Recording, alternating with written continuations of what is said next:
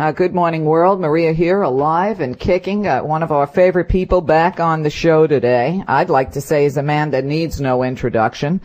David Icke. He is an author of 16 books now, tons of videos out.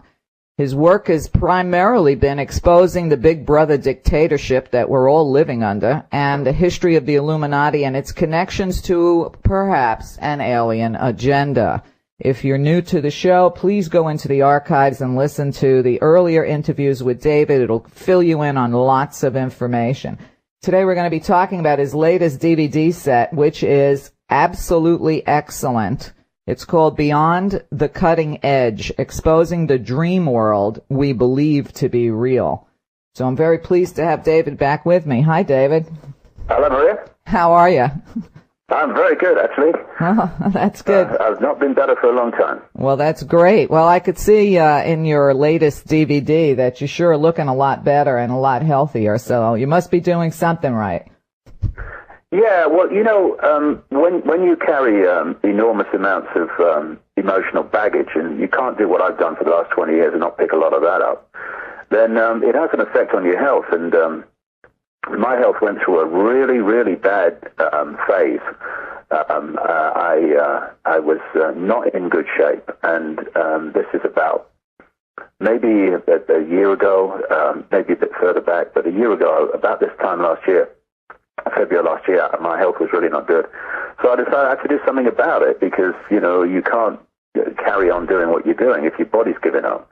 And so I started exercising a lot more.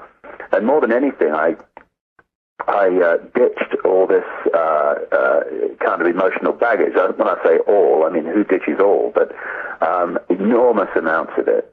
And it allows you to see with greater clarity because you're not filtering it through that rubbish.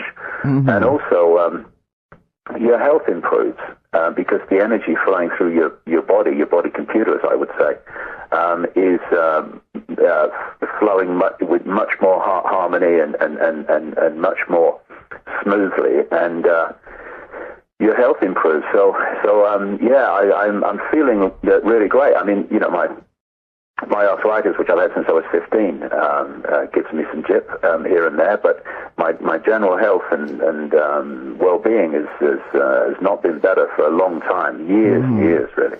Right. Well, I guess that's testimony to truly understanding what Buddha said about detaching from your emotions. Yeah. You know, that was a hard lesson for me to learn because I said, well, but we're here to be emotional creatures. But I understand now what he's talking about is basically not letting your emotions run your whole life.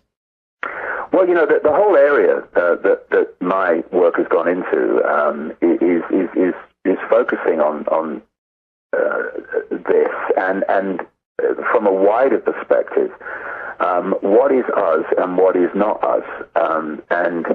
I've been through the 5 sense level of the conspiracy, banking scams, political scams and all that stuff, and engineered wars and agendas for global fascist states. And I still do that. I mean, I still talk about that, and I'm talking in Los Angeles, not this weekend, the weekend after, and I think it's the 14th to the 16th. And at the Los Angeles Airport Hilton at this conscious living conference. And there I will cover this whole thing about what's going on and the fraud that is Barack Obama and all that stuff.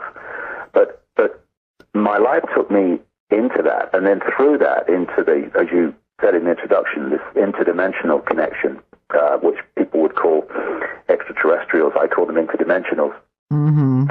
But since about 2003, my whole the synchronicity of my life has been guiding me more and more and more into the nature of reality itself, and this is where the keys lie. This is where the key to change lies. You cannot change something if you don't understand what you're trying to change. How can you change something when you don't know what you're trying to change actually is?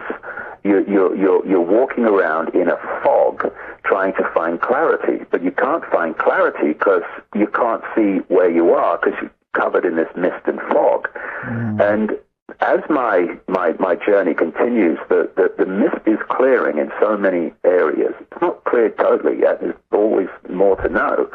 No one ever knows everything within this reality, but it's taken me to a place where I can start to see through the mist as it clears, and the key to that is understanding that I would suggest anyway, people must think what they like, that there is a difference, and I'm using words here, but there is a difference between what I call consciousness, which is that eternal, infinite, now, timeless, all-knowing, all-possibility that we are, and the mind, which I would suggest is, and I emphasize the mind, because I would suggest that we live in a virtual reality construct. What we call the physical world is a virtual reality construct. And the body is a biological computer. By biological, I mean it has the ability, unlike desktop computers, to actually think in the sense of taking in information and assessing it and deciding how to respond to it. So it's a thinking computer. And it's the body computer that connects us to the virtual reality. And I would say the virtual reality, which connects to all body computers, is what I call the mind. And I emphasize the, because I say there's one mind. And the body computer is connected to it. And how it's connected and how it perceives and filters information, decides what aspect of the mind that it takes on. So I would suggest that although what we call the New Age belief system is perceived to be awakening to consciousness, I would say that's another aspect of the mind, as much as Christianity is an aspect of the mind, or the idea that the way to succeed in life is to accumulate more and more things and more figures on a screen we ludicrously call money. That's another, they're all aspects of mind. And mind is programmed within the virtual reality to perceive, because that's what it is, just a perception, the movement from past through present to future, what we call time. When you enter levels of consciousness rather than mind, when the mind, I would say, is a vibrational digital construct, a massively advanced version of where computers are now and computer knowledge and technology is, but throw it forward a considerable amount of what we call time, and you'll where we are now in computerization and virtual reality and all that stuff in terms of human technology, that road that it's on is going to lead very clearly to the potential to create what we're actually living in. And what's fascinating is that more and more, as human technology develops in these areas, it's mirroring more and more closely the very reality that we're experiencing in a physical way, or apparently physical way. So if you come in to this reality as consciousness, and you start to work through the body computer to experience this reality and interact with it, because consciousness can't hold this phone, it's vibrating too quickly. In fact, if you go high enough, it's not vibrating at all. But so we need an outer shell to interact with this virtual reality so I can hold the phone and all the rest of it. What has happened, and this is the key to the conspiracy, because although my focus is moving on and on and on all the time, it's still completely connected to all the stuff I've done before. It's just seeing it from another level, because the foundation of this whole conspiracy to enslave humanity is to sell humanity a false identity. That false identity is you are the computer. Look in the mirror, that is you, okay? And you identify with that, and what do? You start identifying with limitation. Why? Because any programmed computer system has rules. And I would strongly suggest that what we call the laws of physics are nothing more than the encoded rules of the virtual reality game. Mm-hmm. And the reason you can overcome them when you enter a state of consciousness, where of course you go into a state of no time if you meditate deeply enough, is because consciousness can override the system. Consciousness can do apparent miracles because it can override the rules. I remember that scene in The Matrix, the first Matrix movie, when Neo and Morpheus are together in a computer simulation.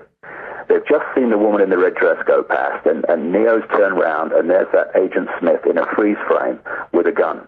And Morpheus says to Neo, symbolic, Neo, the one, if you move the letters around, symbolic of becoming conscious, as he did at the end of the film, when miracles could suddenly take place. Why? Because consciousness can overcome the program.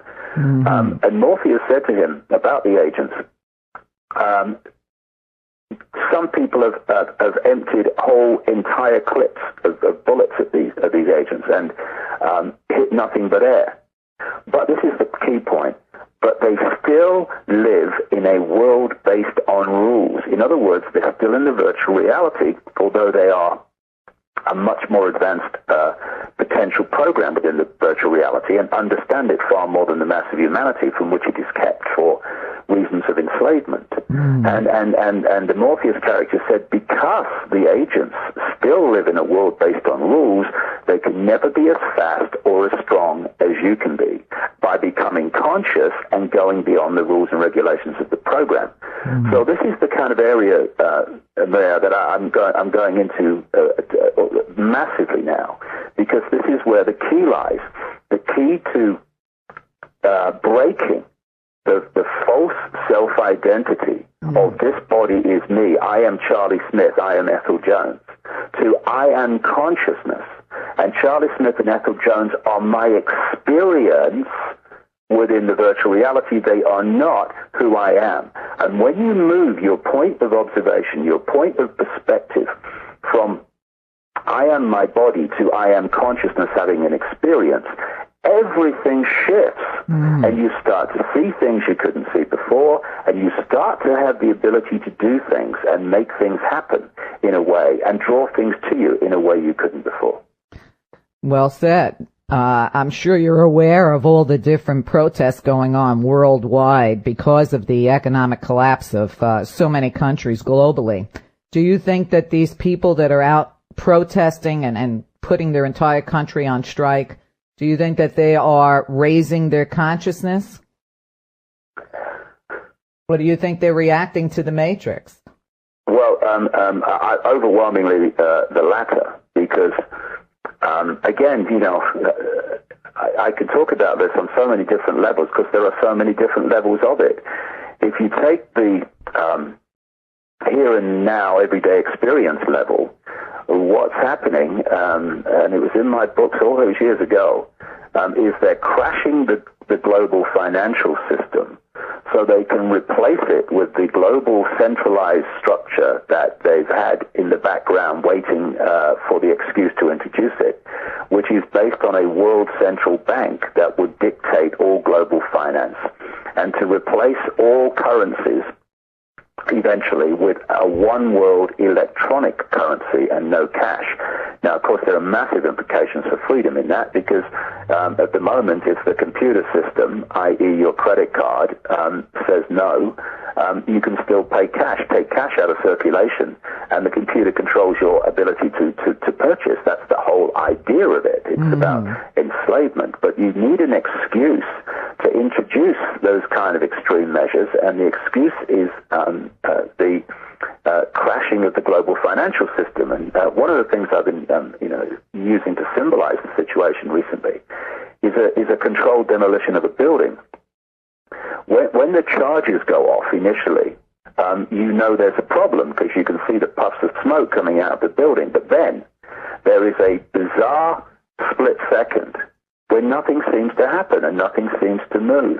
And then the building crashes very quickly. In terms of the economic crisis globally that we're seeing and realize there's a problem, We are in that split second now. The building hasn't fallen yet, but it's designed to, because the charges have gone off. The engineered manipulation of the financial global system has now happened. The charges have gone off. We can see there's a problem, but we ain't seen nothing yet. And what is designed, we're already seeing it, to go along with this, because this is a multi-leveled attack on human perception, is to make things so bad that there are mass protests. They're expecting mass protests. I know this from people I've met. Mm-hmm. And the idea then is to use that as a justification to introduce the control agenda, which I was reading the other day. There's now a bill going through Capitol Hill designed to give FEMA, the Federal Emergency Management Agency, which has nothing to do with reacting to emergencies, as we saw with Hurricane Katrina and so many others. Right. It's actually just to front the emergency reaction part of FEMA. It's in actual fact is a very sinister organization, which is running the concentration camps, the holding areas, for herding the people in who they want out of circulation when all this kicks off. And this bill going through Capitol Hill is to give FEMA, because of its wording, an open sesame to doing whatever they like with these so-called holding centers, what they're calling them. And of course, people have been warning about this. A few people have been warning about this for a long time, that these concentration camps were being prepared and created. Right. And now they've hit the surface officially as places for people to go in states of emergency or states of economic or weather catastrophes, whatever. But what they are places to take people they want out of circulation. Now, so going back to the question about the protests, in so many ways, when people stand up and protest en masse, they are, in this situation, walking into the trap that's been set for them. So you get people like Sarkozy, the leader of France, who's just basically ridiculing and dismissing and waving his hand at those protests in France that they've had over the economic situation there. What we need to do, I would suggest, and everybody must do what they feel to do, is not protest. Stop cooperating. Stop cooperating with the system, because without our cooperation, it cannot function. And when the foreclosures become an absolute flood as this economic situation collapses, instead of leaving the properties and stuff like that, well, don't. Make it difficult for them. Refuse to cooperate. And, what would happen if everybody stopped paying their mortgage, for instance? Mm-hmm. I mean, what would happen? Are they going to foreclose on hundreds of millions of people? Of course not. The system couldn't cope. But while they foreclose and people leave their properties and other people look the other way and say, it's terrible, isn't it? But what can I do? They're picking off the few, and they can cope at that level. Right. They can't cope with people refusing to pay their mortgage. They can't cope with people refusing to pay their taxes, refusing to cooperate with the system in an endless number of areas where it's possible not to cooperate, which will bring the system down and stop these people functioning. And the system will come down. Well, this is the idea, to crash it, to create tremendous economic suffering and problems and chaos, and to replace it with a system of total control on all levels of your life, including financial. Now, we have the opportunity now, as this system collapses, to not go to that stage, but to stop cooperating and start going our own way. Mm-hmm. People can create their own local currencies. I mean, there's a system came across a long time ago when I was in the Green Party in England in the 80s, which people have found successful. The LET system, the local exchange and trading system, where you invent your own local currency. It doesn't have to exist. It's just, in theory, you can run it through a computer.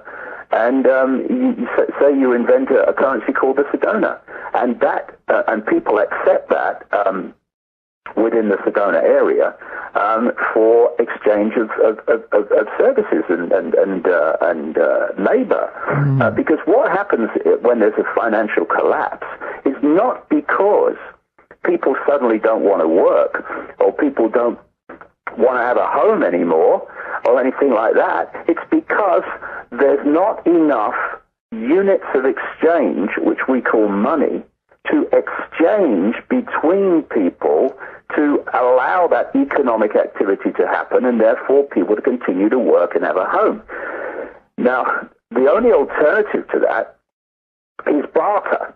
Now, barter is very good. I'll do this for you if you do this for me, but it's very, very difficult to get barter exchanging in a smooth way, because if I'm trying to barter with someone who's a house painter and I don't want my house painted, well, the barter ain't going to work. But if you have this invented currency, where, say, I want someone to come and do my garden, and I would agree with him, say, 200 Sedonas to do it.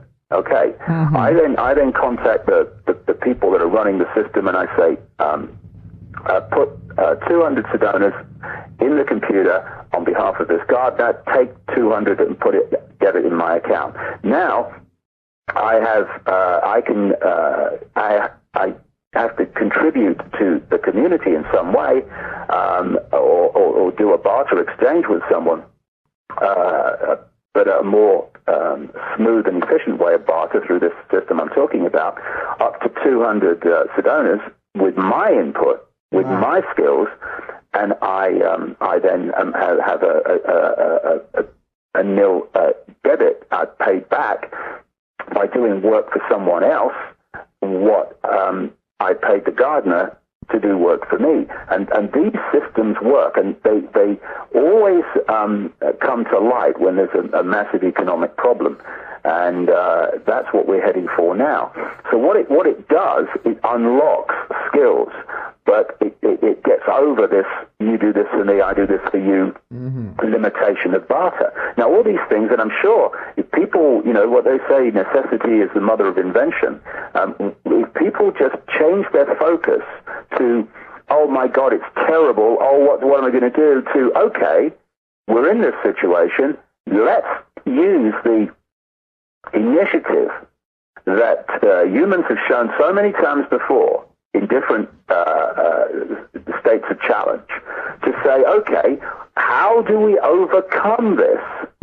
How do we overcome this? Not how terrible is it, how do we overcome it? And that shift of focus will bring about other ways of keeping economic activity going and keeping people able to live that are probably better than what I've just described. That's just one example I've come across that people have found to work. So it's not so much the problem, it's the way we look at the problem. And if we look at it as a disaster and everything's terrible and it's all going down, then we're not going to use our true potential to overcome it. And in overcoming it, going down a different road to the one that we've been going down all this time, from being slaves to the system to taking control of our lives back. And this is all possible because, I think the Chinese have a word that means both danger and opportunity. Whatever that word is, we're there. Right. And we can take it as an opportunity, or we can go down, oh, it's terrible, and in which case, if we do that, then they will replace the system they're collapsing now with a system of total control. It's just a choice, and we're at the fork in the road big time now. Right. I meant to ask you if you got a chance to see the Super Bowl. No, I saw it with hindsight when a very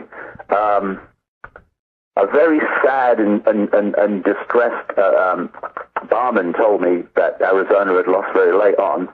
Oh. You can actually see the Super Bowl now. Well, what was interesting, I had just finished your DVD, which, by the way, I recommend everyone out there get and watch. It's 7 hours of perfection. I had just finished watching your DVD and decided to see where they were spending $240 million on advertising on the Super Bowl. And they had an ad for Hulu.com, which shows television on your computer. Alec Baldwin did the ad, and it was so in your face at the Super Bowl. He said, TV turns your brain to mush. When your mush brain turns as mushy as a banana, we scoop it up and eat it out because we're aliens, and that's the way we rock. Whoa. And I thought, wow, with one of the biggest TV audiences ever, here they are admitting right to our faces that they have control over TV, that TV's goal is to turn your brain to mush, and now they're moving that mush onto your PC so you can't escape. But then when he said it's because we're aliens and that's the way we roll, I almost fell over, David. Oh, I'd love to see the copy of that. That's yeah. One of my friends said they obviously are airing it on television, but I don't have television, so I was pretty interested to see it during the Super Bowl. But it might actually be up online. Who knows? If I can find it, I'll send it to you. The thing is that they are reaching a stage now when it is becoming more and more open. Because they think they've done it. They think they've crossed the line. But they only cross the line if they keep people in a state of mind, the virtual reality perception of reality, not consciousness, which can see through it. And the other thing about consciousness, when you become conscious, your whole perception of life changes. When you're in the virtual reality, and that's your point of observation, you're in this world and you're of it, you see life not only in terms of limitation, but you see life in terms of 70 years and 10. It makes people frightened of death because clearly the body dies, and if you identify with the body, then you're going to die. Right. And all the rest of it. But when you reach a point of consciousness, and it doesn't mean that every area of your life is conscious, but you reach a point of perception that comes from beyond the virtual reality game, then you realize that there is no such thing as death. There's only the computer conking out. That's all. So the fear element starts to recede, and it's the fear that holds us in servitude. It's fear that allows people to give the government the power, and indeed urge them to further enslave them, to protect them from whatever they've been manipulated to fear. And so the fear of the economic situation, it's like if without the crashing of the economic system a few weeks ago, a few months ago now, if someone had come along and said, I've just had a great idea. I think we should give $800 billion to the banks and then pass a bill that actually is an open checkbook, not $800 billion at all. It's sort of basically an open checkbook to give to the banks. I think that's a great idea, don't you? I mean, what would people say? I mean, but if you crash the system and you make people frightened that if you don't do this, then there's going to be severe economic problems for people, then they will either accept or urge you to do what they would have protested about without the problem. Even with the problem, I was in America at the time when all this was going on. Very large numbers of people could see what was happening, that it was outrageous giving money to the banks for what the banks had done. But still, the fear factor got it through. And so once you let go of the fear factor, and don't succumb to it, then we can start with a clear head saying, okay, this is what they're doing, and this is why they're doing it. We're not going to play the game, and we're going to go in this direction instead. So it's a great time of opportunity as well as a great time of danger in terms of the life that we've known up to this point. Right. Now, in your latest DVD, Beyond the Cutting Edge, you have so much information. I couldn't even believe that you could keep talking as long as you did. I mean, I can talk, but you were really talking. You talk about, and I really liked it, you say that there's the movie and then there's the secret agenda. Do you want to explain that? Yeah, this is the thing that becomes very clear when you start to research this. When you've got a secret agenda, which, if it was publicly known, people wouldn't like it, you have to find a way of covering it up, of hiding it. And so what you do is you create a fake story, basically. And you get the media, the mainstream media, which you control, and the education system, which you control in terms of its curriculum and what the children are taught. And you tell them a false story to explain why things are happening in the world, so the real reason they're happening, it never comes into public understanding and perception. For instance, I mean, we've got a classic with the economic collapse. It's explained away by banks getting too heavily into subprime mortgage debt and all the rest of it. And as a result, the banking system is in desperate trouble, so we have to do something to keep the banks going, because otherwise the whole economic system and people's lives would collapse. That's the cover story.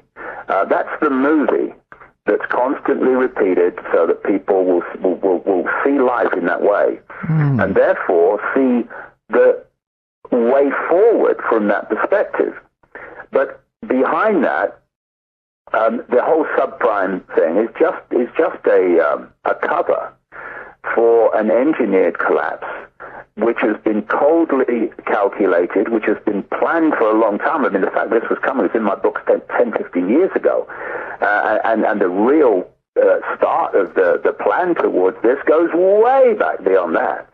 And they've coldly calculated the collapse to bring about the justification to centralize globally the whole economic system, and therefore control from one central point the economic potential, the economic choices of 6.5 billion people. That's the idea.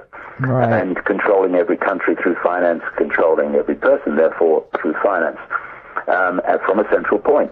So the movie story is there to hide that fact, because people would have a completely different perception about the solution if they knew what the goal was of that solution. And in every area of our lives, whether it's engineered wars, what governments do in their infinite ways, and Barack Obama is a wonderful example. I think one of the I don't get depressed for long, because I wake up in the morning and think, let's get on with it. But I tell you what, it did really depress me to see how many people have bought the Obama myth on the scale that they have. Because this man, and people kind of reel back when I say it, this man's far more dangerous than George Bush. He's controlled ultimately by the same people. The Illuminati have a Republican network through which they control the Republican Party, and they have a Democratic Party network through which they control that party. Mm-hmm. And so Bush is controlled through the Republican Illuminati control system up to the Illuminati, and Obama is controlled through the Democratic control system up to the Illuminati. So ultimately they're controlled by the same people. And what we're seeing here, again, it's the movie. My goodness me, is it an example of the movie, the cover story, Barack Obama? First of all, he comes from a deeply corrupt background in Chicago politics, which the mainstream media didn't go into, and would have been devastating for him if they had. There's an article on my website called Barack Obama, the Naked Emperor, so if people want to read some of the detail of all that I'm talking about.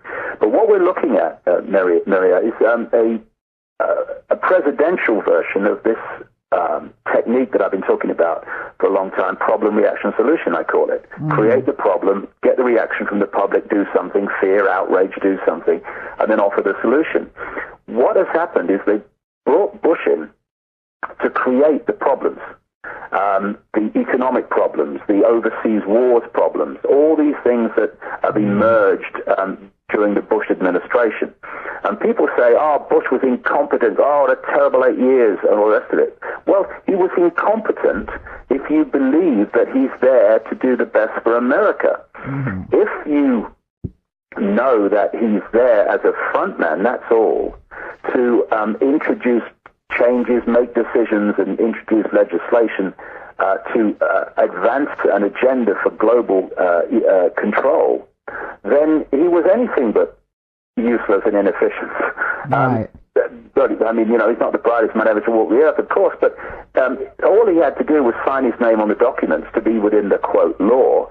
And what he was doing was signing changes in society and making decisions to invade Afghanistan, Iraq, and all the rest of it on behalf of those who control it. So it created massive problems. Now, what then they needed was someone to come along as the savior, or the apparent savior. And it's no coincidence that, therefore, Obama has been portrayed as almost a messianic figure who's come, change, believe. And, of course, during his entire campaign, he never specified what change, something to believe in, and all that stuff, hope actually meant. Because if he'd have been specific, he wouldn't have got elected. Because what they did was set up a mind game on the American people, and indeed the world, because I was in South Africa just a few weeks ago, just before Christmas, and they are absolutely Obama crazy in Africa, but for obvious reasons. But they're going to realize eventually that they thought it was a dream, but actually they bought a nightmare because of the agenda that Obama's in there to pursue. So what they did with Obama was create like an empty screen on which everyone could project onto him their personal version of what hope and change and something to believe in actually meant. So in that way, by not being specific, just keeping to this vacuous series of words and concepts, right, he became all things to all people who were projecting that upon him.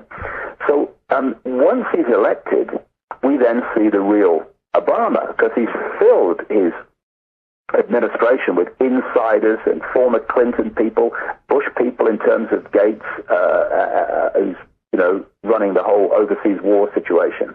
And Obama's role in this problem, reaction, solution presidential scam is to come in as the savior, to come in as the solution to the problems created in the Bush era.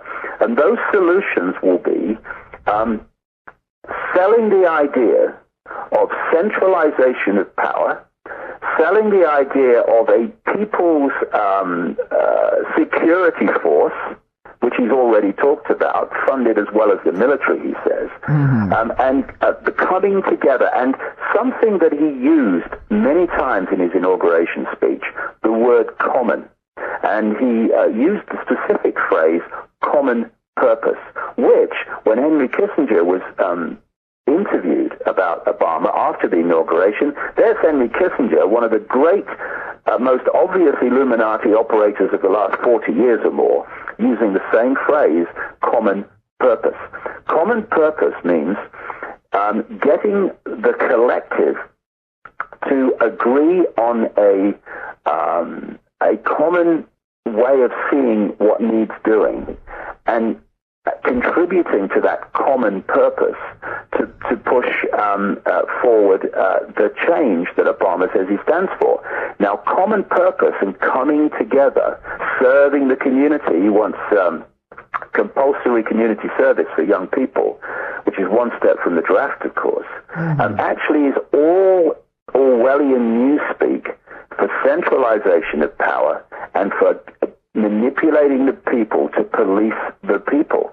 And you're going to see more and more of this common purpose, common good all the time coming from Obama, because it's just the same vacuous version of change, something you believe in and hope, to get the solutions in place that have been waiting a long time. And those solutions will be this Illuminati agenda for centralization of power and taking away and diluting the ability for America to be a sovereign nation as it has been up to this point. When he talks about the common good and a common purpose, he's also talking about a global version of that. And I've been saying for a long time that they are using America to destroy America. And for this reason, if you want a world government which has total dictatorial powers through a world central bank and a world currency and a world army, which is what they want, and are developing all the time through NATO and the UN peacekeeping operation, then you cannot possibly have a superpower in that situation that has the economic and military might to say to the world government, we're not doing that. So what you need to do on your way to world government is to destroy all the superpowers. And what they did during the Bush administration was massively advance that agenda economically and militarily, and they're using that to push their agenda forward on one level, but the big picture of it is that they are destroying America so that it has to become subordinate, like everyone else, to this world government, which brings me back to Obama. Obama will be pushing this agenda as the years pass of more and more American sovereignty being diminished. And the man behind Obama, the main man behind Obama, is a guy called Zbigniew Brzezinski, who was the national security advisor to Jimmy Carter. There is this myth that is a head shaker for me, that Barack Obama is against war. No, he is not. He made one speech against the invasion of Iraq and has since then voted with Bush on legislation relating to the war in Iraq. And there's even doubt about the speech itself in terms of some of its content. But so he's kind of lived off that and pulled a lot of the left and the peace people in by being apparently anti-war. His first decision in office after the inauguration was to say yes to the bombing in areas of Pakistan by the American Air Force, which killed civilians. So we're off again here. He said he would have no problem using force against Iran in certain situations, etc., etc. And he's not going to be a president that is for peace and against war when the man behind him, his mentor going back to the 80s, Zbigniew Brzezinski, is in place. Ironically, and there's many ironies to Obama when you start going deeper, he is proposing to increase the number of troops in Afghanistan, this man's against war, so they can bring an end to the Taliban. That's the idea. Well, what about this irony? The man behind Obama, the man who's orchestrated his career, along with a guy called George Soros, the financier, who is hardly humanity's best friend, Zbigniew Brzezinski admitted a few years ago in a Paris magazine that when he was national security advisor to Jimmy Carter, he set about a plan to destroy Russia, or the Soviet Union as it was then, as a superpower. He wanted, he said, to give them their Vietnam, which would bring them down. What he did was he started, this is all from his own words, this is not me surmising, he started funding and training people in Afghanistan to start to undermine, through what we would call today, and he would call today, terrorism, the government in Kabul, the Afghanistan capital, that was at that time a satellite government of the Soviet Union. And he let it be known to the Soviet Union, to those various channels and ways, that this was going on. So what the Soviet Union then eventually did was invade Afghanistan to protect the Kabul government, its Kabul government, against this gathering, quote, terrorism. And that was exactly what Brzezinski set out to do, and he achieved his end. An end that included the deaths of 1 million Afghans, incidentally, but he didn't seem to be very fussed about that when he was questioned about it. And what then happened is those, quote, terrorists that he trained and funded then became known as the Mujahideen and eventually the Taliban. Mm-hmm. And what happened during that period that followed is the American security and military, and of course insider government, brought a guy called Osama bin Laden out of Saudi Arabia, one of many 51st states of the United States, Saudi Arabia, and they made him the front man and focus of the resistance to the Soviet Union in the occupation of Afghanistan as part of the Brzezinski plan, starting with Brzezinski, to cause as much grief as possible to the Soviet Union in Afghanistan. Right. So that whole thing was set up, and Osama bin Laden was brought over to Afghanistan as the front man for that resistance. Eventually, the Soviet Union left and collapsed into its constituent parts in many ways as a result of that. Right. And what was left was the Mujahideen, the Taliban, and Osama bin Laden, who were then used for another part of the game, which is to be the terrorist threat that has justified the Orwellian surveillance control society coming in. And it was all created by the American and British authorities. And Brzezinski was absolutely at the heart and the start of it. And this is the man behind Obama. Now, what Brzezinski wants is a war involving Russia and China. He wants to have confrontations with China in Africa, where there is now a massive Chinese influence and presence and gathering all the time, which is why people in Africa are jumping for joy at a black president, actually a half-black president in America, coming from Kenya and all the rest of it.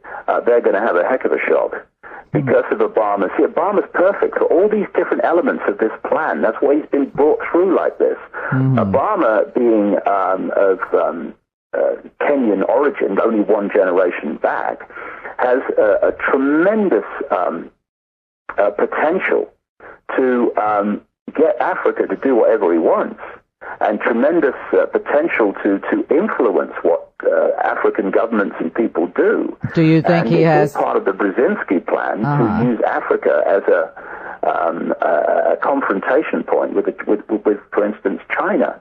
And so all these people that have given so much of their, hope, right, with Barack Obama are destined to be very, very disappointed indeed as the years pass, because the man's a fraud and a fake on a monumental scale. Well, I'm going to take a short break, David, but maybe you could think about this next question while we're on break. Do you think Obama has the potential to be world president? I'm speaking with David Icke. Get over to davidicke.com. Okay, I'm back. I'm speaking with David Icke. If you're not familiar with his work, get over to his website, davidicke.com. And if you want to really get it all in one place, it's a 3 DVD set. It's quite excellent. Beyond the Cutting Edge, exposing the dream world we believe to be real. And it's something you really should have a house party and share it with all your friends.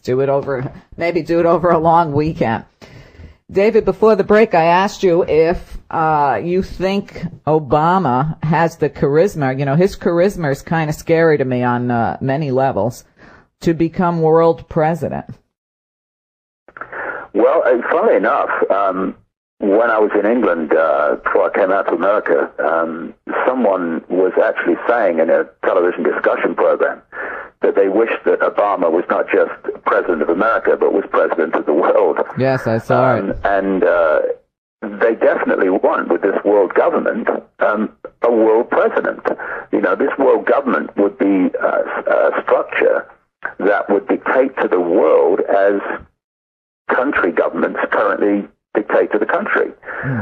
In the European Union, for instance, which is the next level up from country government. And of course, they want the North American Union here with Mexico and the United States and Canada to be a mirror of the European Union. And Obama will be pushing that without any question at all, and he will be using common purpose, coming together, and all that stuff as the justification. But so in the European Union, they're now introducing a situation where they have a president of Europe. All these kind of structures kind of mirror each other as they go up higher and higher into more and more concentrated global power. So they definitely want a world president. And Obama, well, you know, he's flavor of the month in the world at the moment. And I must say that from the first moment I saw him, when he was just appearing out of the mist at the start of the campaign against Hillary Clinton, he did not strike me for 1 second as a man of charisma. He's supposed to be a great orator. I don't believe it, from my perspective, because, you know, when you watch him talking, as he moves his head from left to right and back again, reading the words off a plastic screen from the teleprompter, and you watch him deliver the words, he doesn't deliver them from the heart. He delivers them from the autocue. And you can see the way he moves his body, the way he will turn his head and look directly at the camera, the only time he doesn't look at the autocue, to deliver a specific line.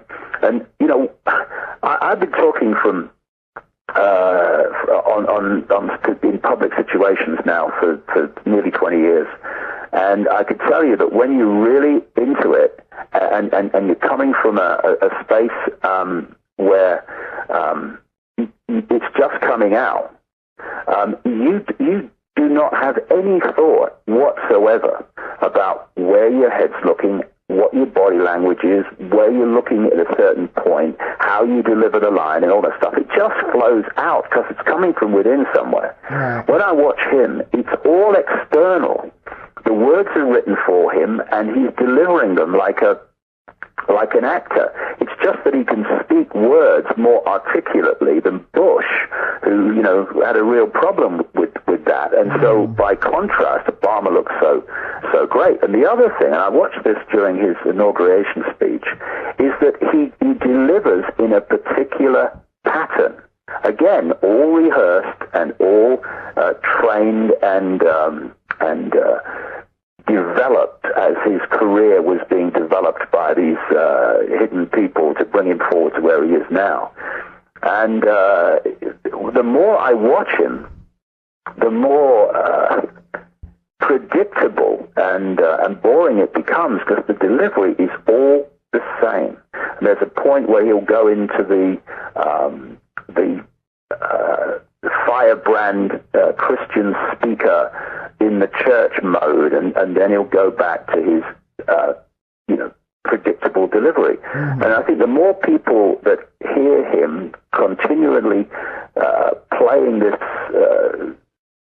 tape or record stuck in the groove, the less that he will be able to apparently have this charisma that people see. And people see it because they tune into him on a certain level, so they feel that energy and they think it's charisma. If you tune into him on another level, he's just a vacuous windbag with a personality that is very flat for me. And basically, he's had a charisma bypass at the level that I interact with him. Right. Well, he does have, I would say, a hypnotic effect on people around the world. I don't remember the entire world celebrating any U.S. president as long as I've been alive. Yeah, I can see that. And two things to that. First of all, his greatest asset is he's not Bush. Right, exactly. I agree with that. World so despised Bush that anyone coming along that was not like Bush, and the way he sells himself is the opposite to Bush. Not in what he's doing, but the way he sells himself is opposite to Bush. So there's a massive, immediate boost to him all around the world in terms of support. Another thing, though, and I can't speak about this in detail because I don't know yet, but what I have a very, very strong feeling about, I've been aware for a good number of years now that technology exists to project a vibrational field which can fundamentally influence not just individuals, but even more powerfully, because of the energetic interaction, can affect crowds and how they act and react. Right. And when people were swooning and literally fainting in the early days of Obama, and then of course it became a bit of a joke. People were talking about the fainting, and then people suddenly stopped fainting. And I just thought in my mind, I wonder if they'd turn the technology down a bit, whether they overcooked it. And it's just that when I look at his charisma as a person, and I look at the effect, you absolutely rightly stress the effect he has, not just on the enormous crowds that he's talking to, but also around the world. The charisma of the man is simply not powerful enough to do that. So what is it? What is it? Who knows? It could be that they are changing the vibration of people through their cell phone towers, microwave towers, HAARP, etc., into just swooning. It's odd. You still with me, David? Okay. Okay, here we are.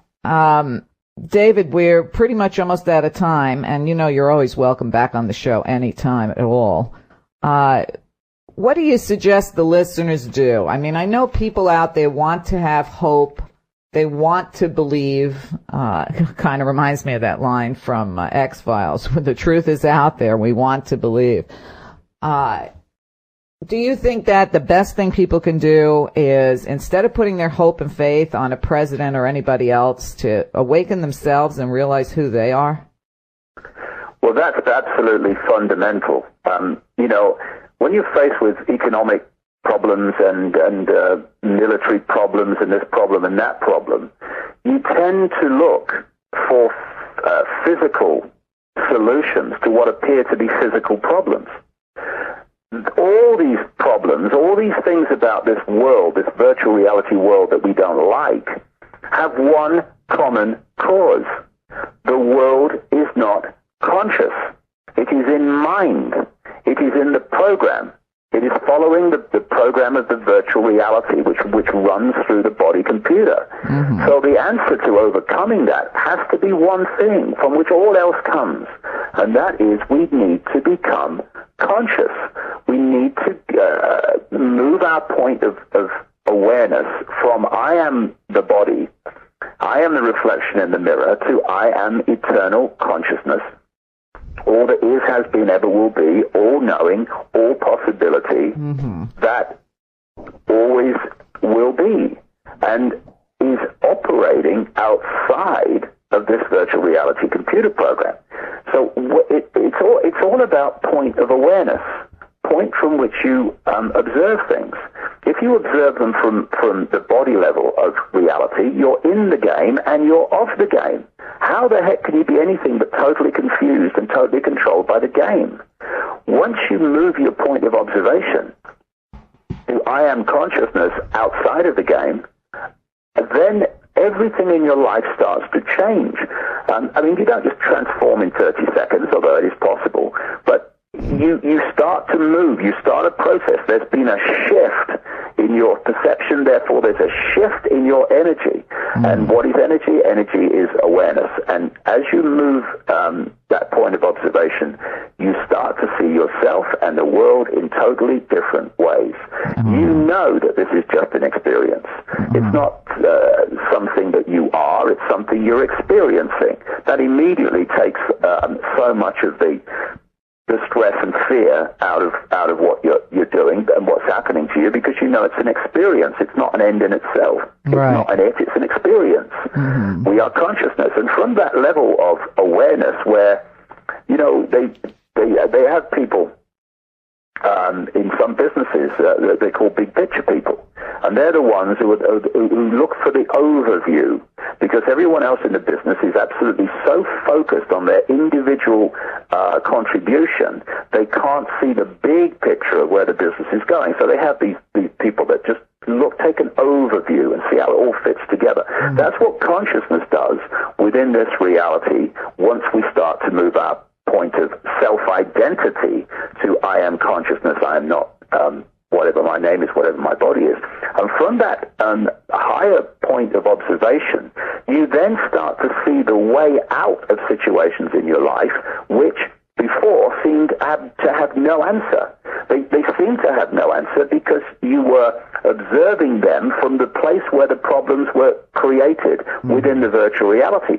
When you come from a point of view of consciousness, you suddenly see, you see ways out of situations that you face and challenges you face collectively and individually. But more than that, often from a point of consciousness, you see there ain't a problem at all. Mm-hmm. That your perception of the problem, your perception of the challenge, the perception of the danger to you was actually just your point of awareness in terms of how it was observing a situation. Observe it from another angle and it becomes a massive opportunity, a gift, not a massive all-encompassing problem. So becoming conscious is absolutely vital. And how do you do that? Well, you become conscious through your own deprogramming, because we're always conscious. It's that the programming of the virtual reality, the programming of the body computer, cuts us off from an awareness that we are consciousness. Mm-hmm. So it's not about learning anything new to become conscious. It's unlearning, deprogramming the false and fake realities and the fake identities that we take on, believing them to be us when they're not. Mm. You know, including emotion. These emotions that control us. Well, when you listen to the many accounts, and I've studied this at length in the last few years, accounts of people who have had near-death experiences. When they leave the body, they leave the computer, they start to leave the virtual reality, all its rules and regulations. They say there is no time, there's not even a sequence of events, everything's happening in the same moment, the same now, and crucially, I didn't feel emotion like I did when I was in the body. Why? Because emotion, these powerful emotions that control us are actually overwhelmingly programs running through the body computer. They're electrochemical programs. That's why when we have certain chemicals, it affects the body chemically, and we can go into a deep depression. How can we go into a deep depression through a chemical change if we are consciousness? We can't. Right. But the body can, and if we operate at the body level of experience alone, then we start feeling these emotions running through the body. We're affected by emotional change caused by things like mercury and other chemicals that we may take on and consume, and we have life living us through the body, rather than us living life through consciousness. So becoming conscious is absolutely vital. And if you just move your point of observation from I am the body to I am consciousness and look at everything from that perspective as you go through the day, your life starts to change. And of course, you'll fall back into the body. But the more you get into consciousness, the more you'll recognize when you've done it and you can pull out of it. I call it some people call it having a body moment or whatever. It pulls you in because it's very powerful. But the more you become conscious, the less it pulls you in, and the more you become the governor of your life and your experience, and not the experience itself becoming the governor of you. Well said. Well, David, thank you so much for joining me today. I know you're welcome back anytime you'd like. Take good care. Thank you. Bye-bye. David Icke. There's one thing that he repeats a few times in the 7-hour series, which I truly do think is excellent. Well done. And I thought I'd close with it. Doctors destroy health. Lawyers destroy justice. Universities destroy knowledge. Governments destroy freedom. The media destroys information. And religions destroy spirituality. So again, davidicke.com, Beyond the cutting edge, and that's for sure. So if you get a chance,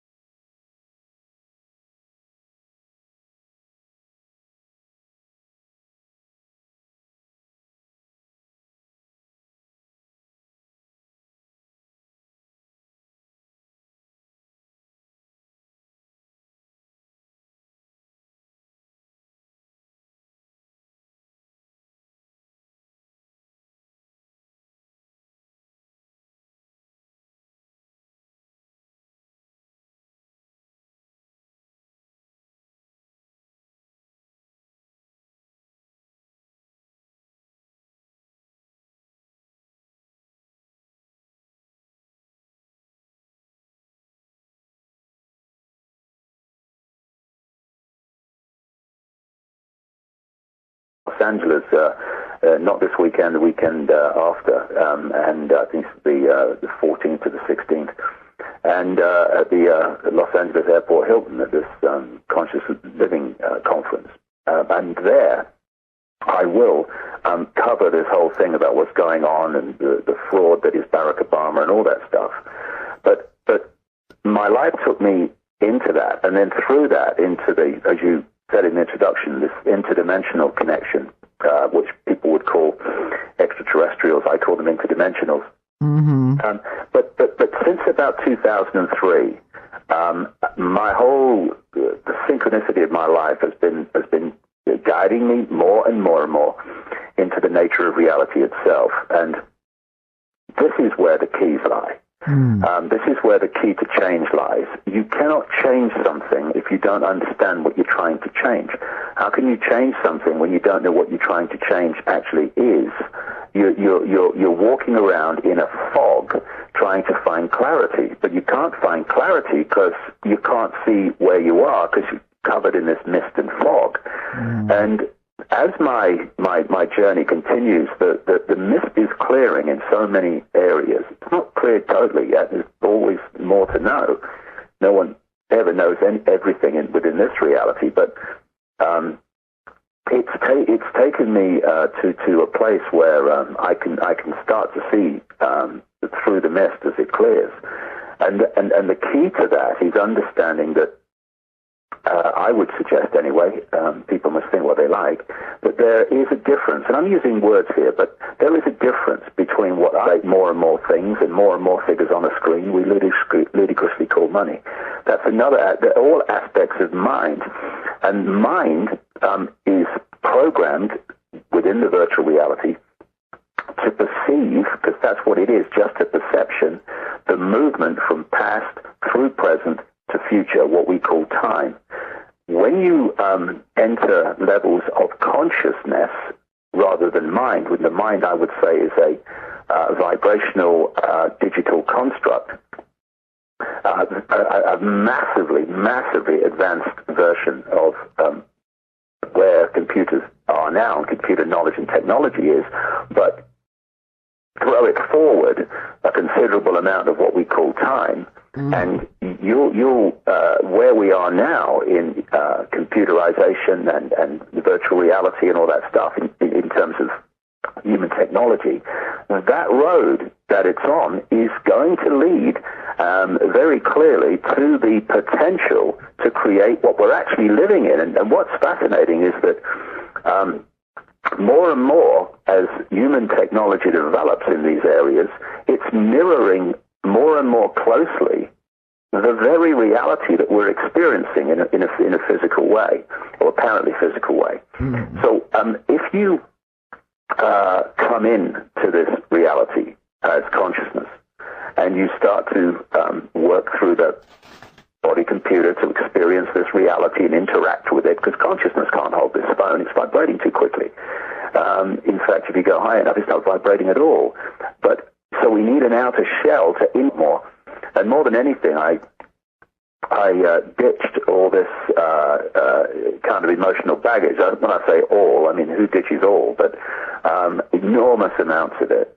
And it allows you to see with greater clarity because you're not filtering it through that rubbish.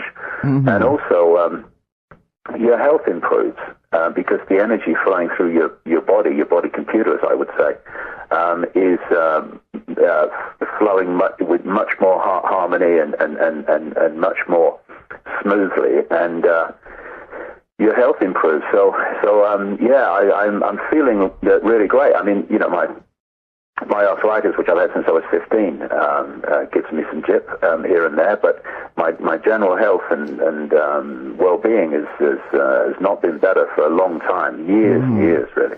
Right. Well, I guess that's testimony to truly understanding what Buddha said about detaching from your emotions. Yeah. You know, that was a hard lesson for me to learn, because I said, well, but we're here to be emotional creatures.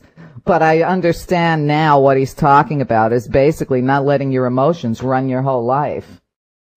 Well, the whole area that my work has gone into is focusing on this and from a wider perspective, what is us and what is not us, I've been through the 5 sense level of the conspiracy. Banking scams, political scams, and all that stuff, and engineered wars and agendas for global fascist states. And I still do that. I mean, I still talk about that, and I'm talking in what I call consciousness, which is that eternal, infinite, now, timeless, all-knowing, all-possibility that we are. And the mind, which I would suggest is, and I emphasize the mind, because I would suggest that we live in a virtual reality construct. What we call the physical world is a virtual reality construct. And the body is a biological computer. By biological, I mean it has the ability, unlike desktop computers, to actually think in the sense of taking in information and assessing it and deciding how to respond to it. So it's a thinking computer. And it's the body computer that connects us to the virtual reality. And I would say the virtual reality, which connects to all body computers, is what I call the mind. And I emphasize the, because I say there's one mind. And the body computer is connected to it. And how it's connected and how it perceives and filters information, decides what aspect of the mind that it takes on.